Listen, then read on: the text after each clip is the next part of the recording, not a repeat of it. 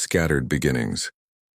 The first drops of rain fell like whispered warnings on the cobblestone street as Prisha Mehta clutched her research papers closer to her chest.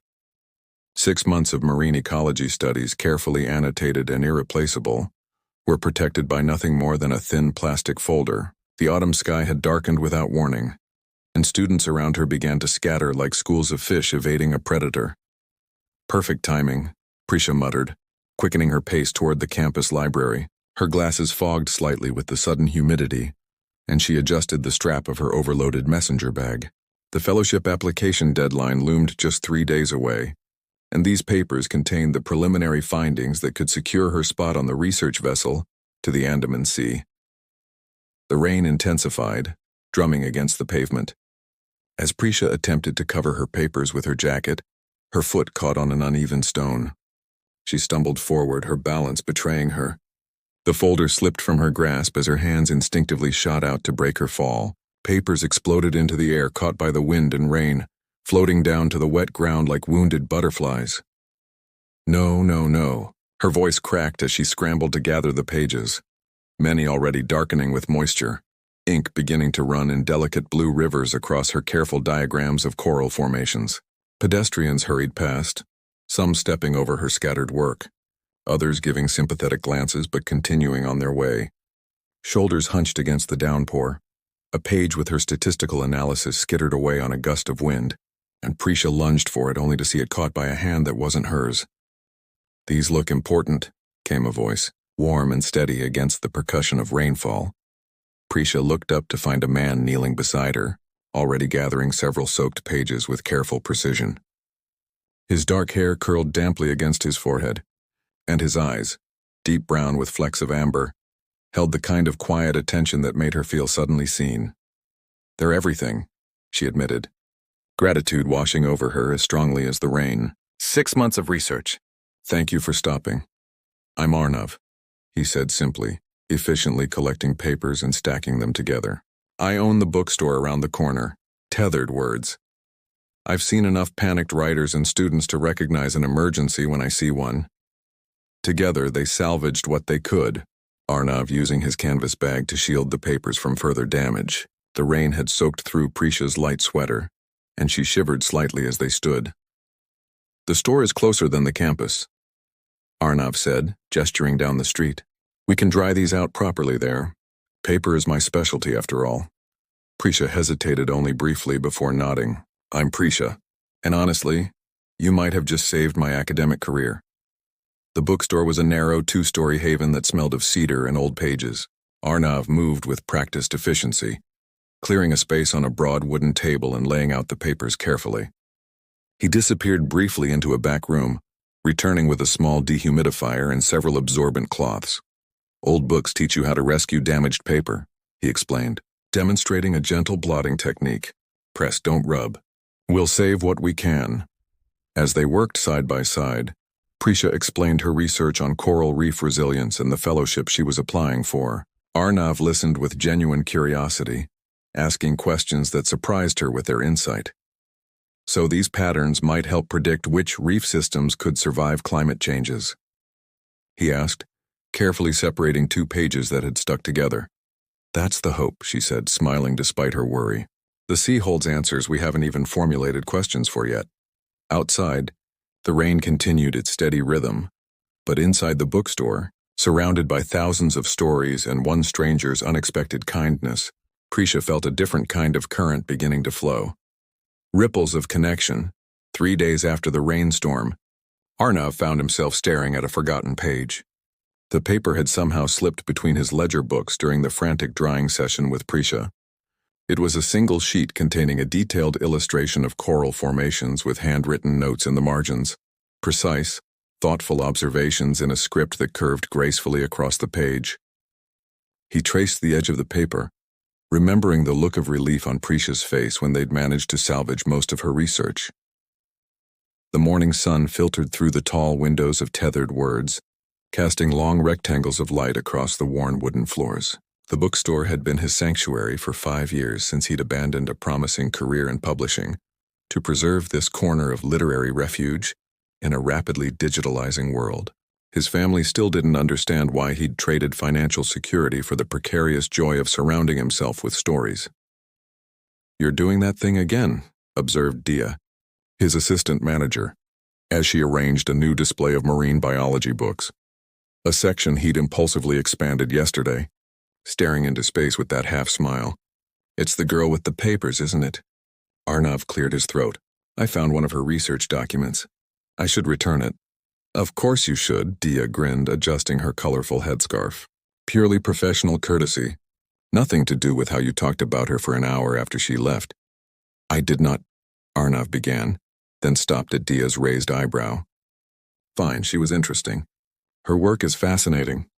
The way she spoke about ocean ecosystems made me feel like I was there, beneath the surface, seeing what she sees." The university campus was a 20-minute walk from his store. Arnav found himself at the Marine Sciences building by mid-afternoon, the rescued page carefully protected in a plastic sleeve. The department administrator directed him to a laboratory on the 3rd floor, where he paused at the threshold, suddenly uncertain. Prisha stood with her back to the door, peering into a microscope, her hair gathered in a loose knot at the nape of her neck. She wore a lab coat over a simple blue dress, and she was humming softly, a melody he couldn't quite place but that seemed vaguely familiar. "Excuse me," he said softly. She turned, and the recognition that bloomed across her face created an unexpected warmth in his chest. "Arnav, the bookstore rescuer," she said, her smile genuine. "What brings you to academic waters?" He held up the protected page. "Stowaway. It was hiding between my ledgers." Prisha crossed the room quickly. "The diagram of the acropora resilience patterns. I've been looking everywhere for this." She took the sleeve, her fingers brushing against his. "You didn't have to come all this way, but I'm really glad you did." A graduate student at a neighboring station glanced their way with undisguised curiosity. "Would you like to see what your rescue mission helped preserve?" Prisha asked, gesturing toward her workstation. "I submitted the fellowship application yesterday. Your bookstore salvation gave me time to properly dry and reorganize everything." For the next 40 minutes, Arnav forgot about his store, about his brother's recent calls pressuring him to do something meaningful with his life. About everything except the underwater world Prisha revealed through her microscope and digital images. She showed him coral polyps that looked like alien flowers, and explained the complex symbiotic relationships that sustained entire ecosystems. "It's like a library," Arnav observed, watching a time-lapse video of coral growth. "Each species a different book, but together they create something much greater than their individual stories." Prisha looked at him with surprised delight. "That's exactly it. Most people see pretty fish and strange shapes. They don't recognize the narrative." Later, as he prepared to leave, Prisha hesitated. "There's a small exhibition at the Natural History Museum this weekend. Oceans of Change. It's part of the fellowship program I've applied to. Would you like to join me? You saved my research. It seems only fair you should see what it might contribute to." The invitation hung between them, weighted with possibilities neither had anticipated 3 days ago in the rain. "I'd like that very much," Arnav replied, feeling as though something significant had just shifted beneath the surface of his carefully ordered life. Books can wait for one afternoon. As he walked back to Tethered Words, Arnav found himself noticing details he usually missed. The way light played on puddles left from the rain, the rhythm of strangers' conversations, the pattern of leaves against the sky. It reminded him of how he'd felt upon reading certain books for the first time, seeing the world through new eyes, finding unexpected connections between seemingly unrelated things. Back at the store, Dia took one look at his face and smiled knowingly. "Don't say a word," Arnav warned, though he couldn't keep the smile from his voice. "Wouldn't dream of it," she replied, sliding a book across the counter toward him. "But I pulled this from the new arrivals. Thought you might want to brush up." The book was titled, The Secret Life of Coral Reefs. Arnav opened to the first page and began to read, feeling as though he was preparing for much more than a museum visit. Perhaps the beginning of an entirely unexpected chapter. Tides of Uncertainty. The email arrived on a Tuesday morning as Prisha sat cross-legged on her apartment floor, surrounded by journals and sticky notes. The subject line, Andaman Research Fellowship Status Update, made her breath catch. For several moments, she simply stared at the unopened message, her cursor hovering over it as though it might bite. When she finally clicked, the words blurred before her eyes. Pleased to inform you, exceptional research proposal, 6-month position beginning next month. I got it, she whispered to her empty apartment. I actually got it. Her first instinct was to call her parents in Bangalore, but she glanced at the clock. It would be the middle of the night there. Her second thought surprised her. Arnav should know.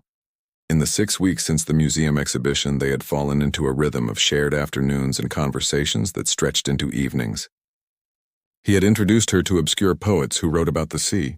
She had shown him microscope slides of bioluminescent organisms that turned the darkened lab into a private constellation. Yesterday, walking along the river as autumn faded into early winter, his fingers had tentatively found hers, and neither had acknowledged it aloud, though neither had pulled away either. Her phone buzzed with a text from Professor Kapoor. Congratulations. Just saw the fellowship list. My office, 2 p.m. to discuss logistics. Reality crashed in. 6 months in the Andamans. Beginning next month.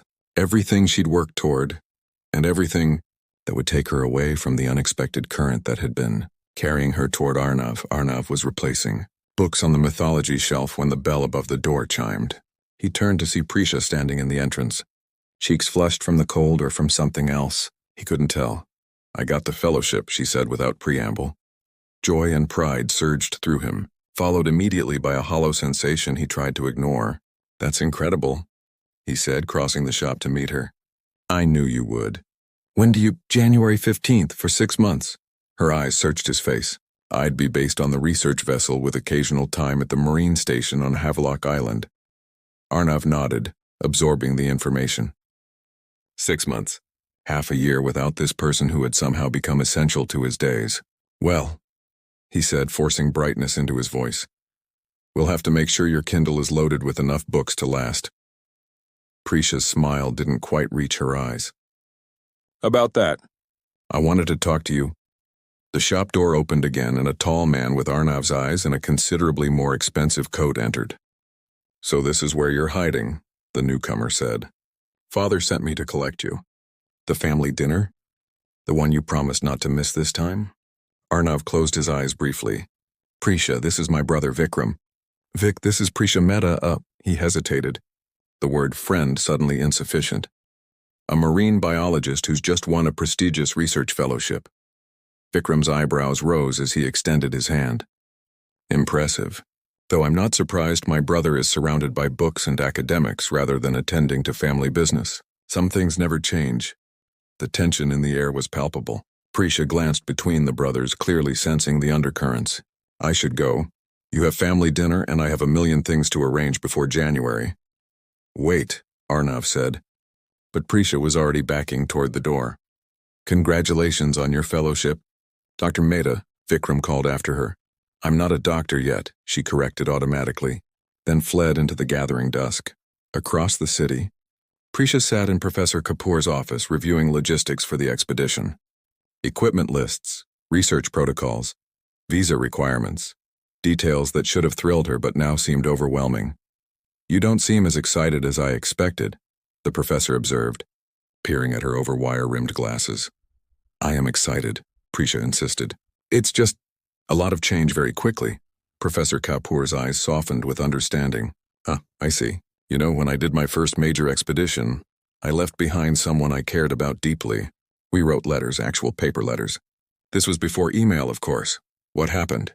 Prisha asked, though she wasn't sure she wanted the answer. He married someone else while I was gone, the professor said matter-of-factly. Then seeing Prisha's expression, she laughed. That's not the moral of the story. The point is, I never regretted going. The research shaped my entire career. And years later, when I ran into him at a conference, we both knew we'd taken the paths we were meant to follow. The family dinner at the Sharma household was excruciating. Arnav pushed food around his plate as his father and brother discussed the family's investment, firm and the opportunity to expand into new markets. Your brother has secured the Mehta account, his father announced, as if Vikram had captured a rare butterfly. One of the largest textile exporters in Maharashtra. Arnav's head snapped up. Mehta? You know them? His mother asked hopefully. always looking for signs that he might finally take an interest in the family business. No, it's a common name. He shook his head, feeling worlds collide. Later, as Vikram drove him home, his brother broke the awkward silence. That girl at your shop, she seemed interesting. She is. And she's leaving for 6 months. Arnav stared out the window. Yes, you know what father wants. A place for you at the firm has always been waiting. Maybe it's time to stop playing with books and build something real. The bookstore is real, Arnav said quietly. It matters. To whom? A handful of literature students? What are you building there that will last? The question echoed in Arnav's mind as he unlocked the darkened store later that night. His phone showed 3 missed calls from Prisha and a text. Can we talk tomorrow? There's something I need to say before everything changes. He ran his hand along a shelf of books, stories of adventure, discovery, love, and loss. What was he building here? And was it enough to withstand the pull of other dreams? Prisha's research across the ocean, his family's expectations? For the first time since opening Tethered Words, Arnav felt unmoored, adrift between what was and what might be. Outside, the first snow of winter began to fall, covering the city in silence and possibility. Shores apart, the small package arrived at the research vessel RV Samudra 3 months into Prisha's expedition. It had journeyed across continents, passed through multiple sorting facilities, and finally reached the remote waters of the Andaman Sea via supply boat. The customs declaration simply stated, "Books and letters non-commercial." Prisha unwrapped the brown paper carefully on the deck of the vessel, the tropical breeze tugging at her now sun-bleached hair. Inside was a beautifully bound journal, its cover embossed with coral patterns and a letter sealed with wax. Several of her fellow researchers glanced her way with knowing smiles. The monthly package from the bookshop owner had become something of a legend among the crew. "Another treasure from your librarian?" Dr. Sharma asked, adjusting his weather-beaten hat. The older scientist had taken Prisha under his wing, impressed by her dedication and innovative approaches to coral rehabilitation. "Bookseller," Prisha corrected automatically, though she found herself smiling. She retreated to her favorite spot at the bow of the ship, where the horizon stretched endlessly before her, and carefully broke the seal on the letter. "Dearest Prisha, the city is finally embracing spring, though it feels as though winter has persisted in your absence. The bookshop continues its quiet existence. Dia sends her regards and insists I tell you she's maintained the marine biology section meticulously, though I suspect she's been reading more than shelving. I've enclosed a journal I had specially made by an artisan who works with sustainable materials. The cover design is based on your diagram of the Acropora formations, the very page that brought me to your laboratory that day. I thought you might use it for observations beyond the scope of your official research notes. Your last letter about the bioluminescent night dive moved me deeply. I found myself awake at 3 a.m., imagining those creatures painting light across the darkness. I've included a book of poems by Eunice Odio.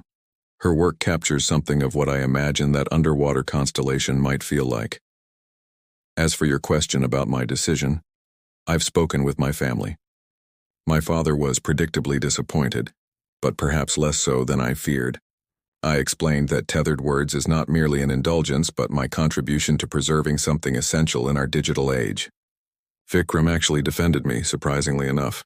I believe his exact words were, "At least he's built something of his own even if it's absurdly impractical. 3 more months until your return." I've been marking the days not in impatience, but in appreciation of how this time apart has clarified what matters most. Waiting for your next letter. And for you, Arnav. Prisha clutched the letter to her chest, feeling the distance between them both unbearable and necessary. Their last conversation before her departure replayed in her mind, the snowy evening in his bookshop after closing time, sitting among the shelves as she tried to articulate her fears. "I don't want this to end before it's really begun," she had told him, her voice barely above a whisper. "But I also can't turn down this opportunity." "I would never ask you to," Arnav had replied, his hands warm around hers. "Some journeys we need to take alone." They had agreed to write letters, actual paper letters, not emails or texts, during their separation. A deliberate slowness in an age of instant communication. 3 months of correspondence had yielded revelations neither might have shared in person. Arnav's complicated relationship with his family's expectations, Prisha's childhood dream of becoming a writer before science captured her heart, their shared sense of being out of step with a world that valued productivity over passion. Now, as Prisha opened the journal, a pressed flower fell into her lap, a small blue forget-me-not impossibly preserved. She touched it gently, thinking of how much had changed since that rainy day when her papers scattered across the wet pavement. Tethered words had transformed in Prisha's absence. Arnav stood in the center of the shop, surveying the changes with a mixture of pride and nervous anticipation. The back room, once used for storage, had been converted into a small event space with comfortable chairs arranged in a circle. Bookshelves on wheels could be moved to create different configurations for readings, workshops, or discussions. The poetry circle is completely booked for next month, Dia reported, updating the new events calendar. And the science communication workshop has a waiting list. Who knew nerds were so social? Arnav laughed. I believe your exact words when I proposed this were, "You're going to lose money and die alone surrounded by unsold romance novels." I've been known to be wrong occasionally, Dia admitted with a grin. Speaking of which, your underwater photographer confirmed for the exhibition next month. Perfect timing for when your marine biologist returns, I might add.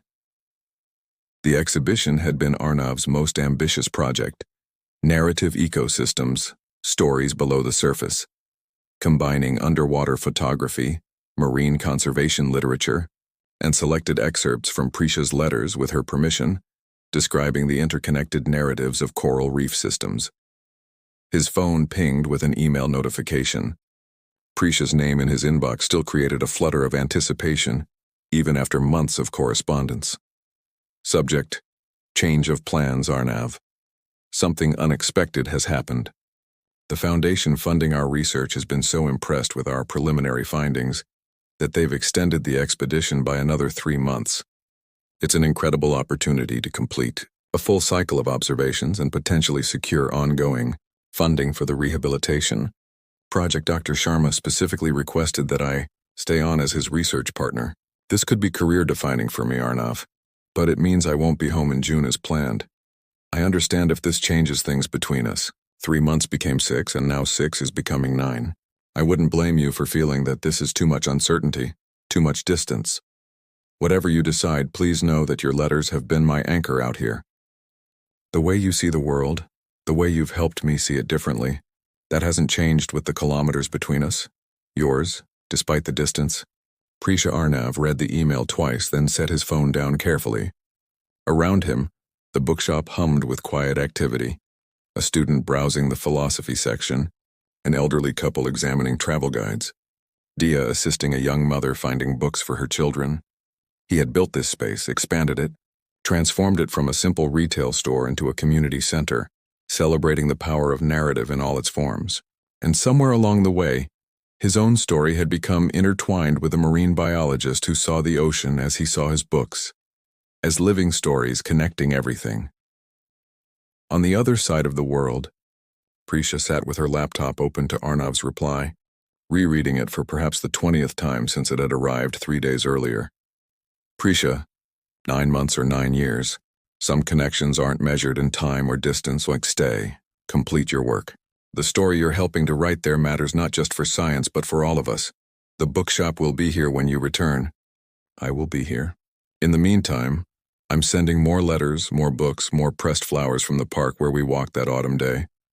Your coral reefs are teaching you about resilience and adaptation. Perhaps they're teaching me too from afar. Take the time you need. The narrative doesn't end. It only evolves.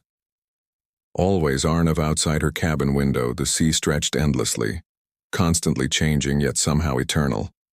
Prisha thought of the corals she studied, how they built themselves slowly over generations, creating structures that supported countless other lives, adapting to changes, surviving against odds. Some connections, like some ecosystems, required patience and persistence to flourish.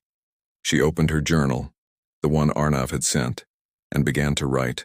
Not research notes this time, but the beginning of a different kind of narrative, one that bridged oceans and bound together two people who had found each other, when scattered pages brought their worlds into collision. Confluence, the literary festival, buzzed with activity around the university campus. Banners announcing "Words Without Borders, stories that connect us" fluttered in the gentle September breeze. It had been exactly 1 year since the rainy day when Prisha's research papers scattered across the wet cobblestones. Dr. Prisha Mehta adjusted the microphone, gazing out at the audience gathered in the Botanical Garden Amphitheater. Her recently published research paper, Narrative Patterns in Coral Reef Recovery, Lessons from the Andaman Expedition, had gained unexpected attention beyond scientific circles, partly because of her innovative approach to describing ecosystem interconnections as a form of storytelling. "The language of science often separates us from what we study," she began, her voice steady despite her nerves. "We speak of observation and objectivity, as though we stand apart from the living world. But what our team discovered in the Andamans was that we are part of the story, not merely its chroniclers." From the back of the audience, Arnav watched, a sense of pride warming his chest. He hadn't told Prisha he would be attending her talk. In fact, they hadn't communicated at all in the 6 weeks since her return from the extended expedition. Their last exchange had been a brief, awkward coffee meeting, where neither seemed able to bridge the gap that 9 months of separation had created. They had become strangers again, or perhaps worse, people who knew too much about each other to pretend at small talk, but too little about who they had become in their time apart. Arnav hadn't planned to attend the festival at all, despite Tethered Words hosting several satellite events. But when he saw Prisha's name on the program, something compelled him to slip into the back row just as her session began. On stage, Prisha clicked to a slide showing a complex diagram of coral reef relationships. "This network of dependencies isn't simply biological, it's narrative. Each species contributes its chapter to a larger story that has been unfolding for millennia." As she spoke, Arnav noticed something familiar about her presentation style. The way she used literary metaphors to make complex science accessible, how she occasionally referenced poems that captured the essence of her findings.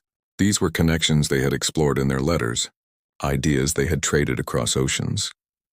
"The most remarkable discovery wasn't in the data," Prisha continued, "but in recognizing that distance and time don't diminish true connections. They reveal their strength."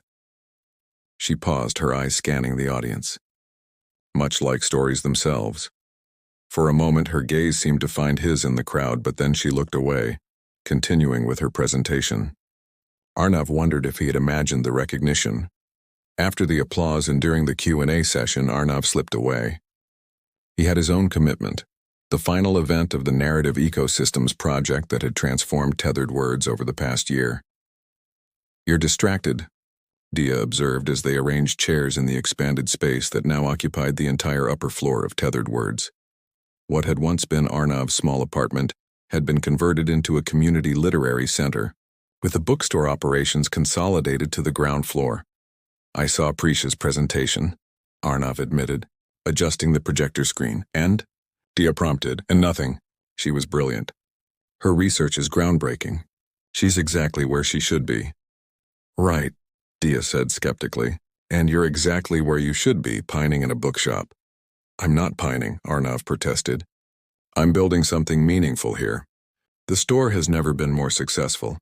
The community programs are making a difference, which is why you're hosting a panel on ecological narratives that just happens to align perfectly with Dr. Mehta's research." Before Arnav could respond, the first guests began arriving for the evening panel discussion. Soon the space was filled with people, students, community members, several professors from the university. Arnav moved through the crowd, greeting attendees, ensuring everything was in place for the speakers. He was checking the microphones when a familiar voice behind him asked, "Is this seat taken?" Arnav turned to find Prisha standing there, looking both familiar and changed. Her hair was shorter, her skin sun-darkened from months at sea, but her eyes held the same curious intensity he remembered. "I thought you had the closing keynote at the main venue," he said, trying to keep his voice neutral.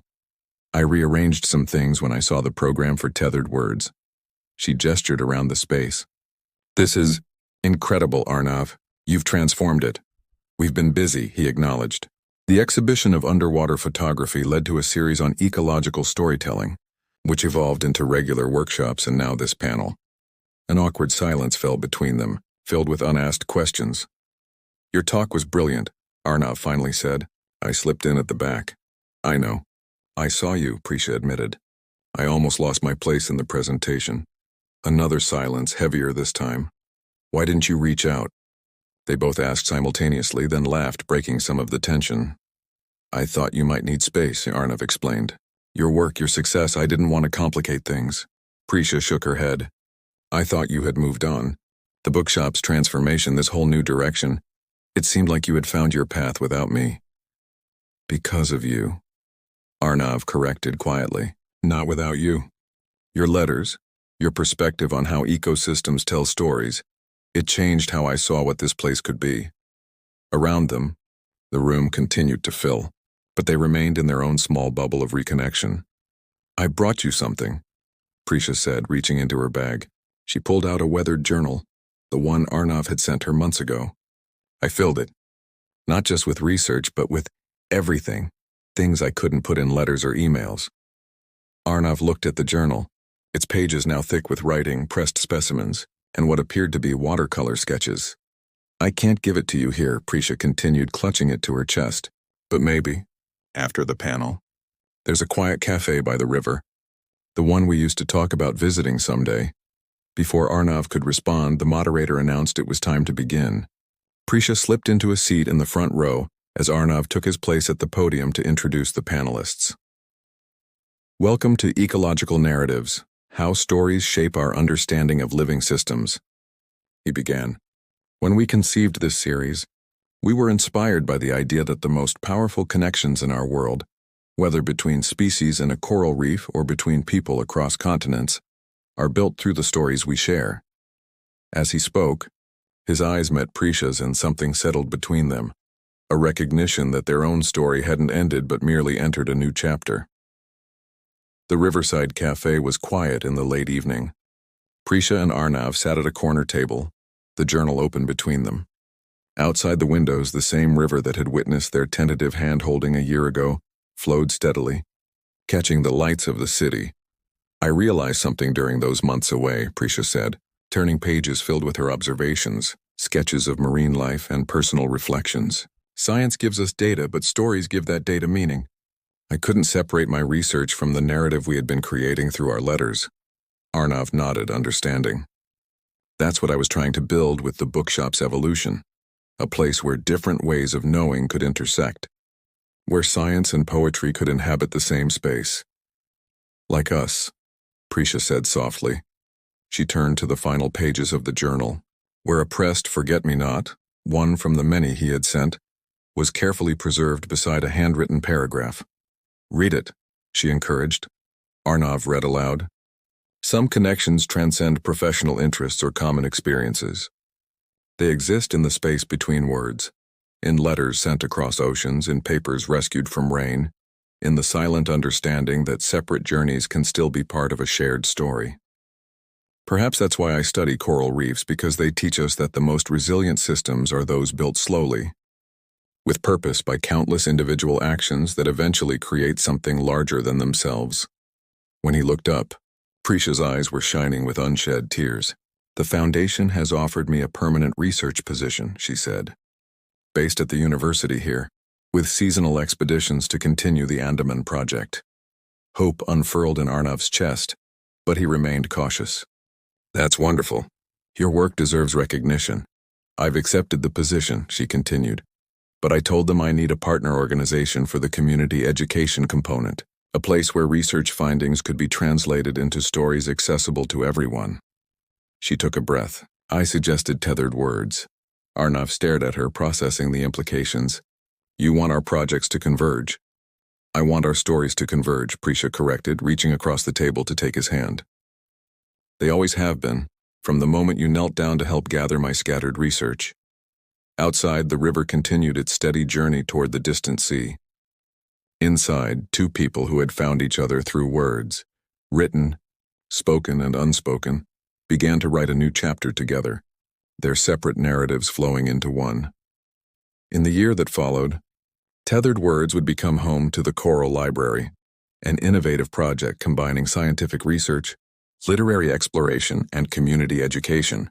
Visitors would often notice the small glass case near the entrance, displaying a weathered diagram of coral formations alongside the pressed forget-me-not, commemorating how scattered beginnings can lead to the most beautiful confluences. But on this night, there was simply a bookshop owner and a marine biologist, rediscovering that some connections, like the most resilient ecosystems, only grow stronger when tested by time and distance, not because they remain unchanged, but because they learn to adapt and evolve together.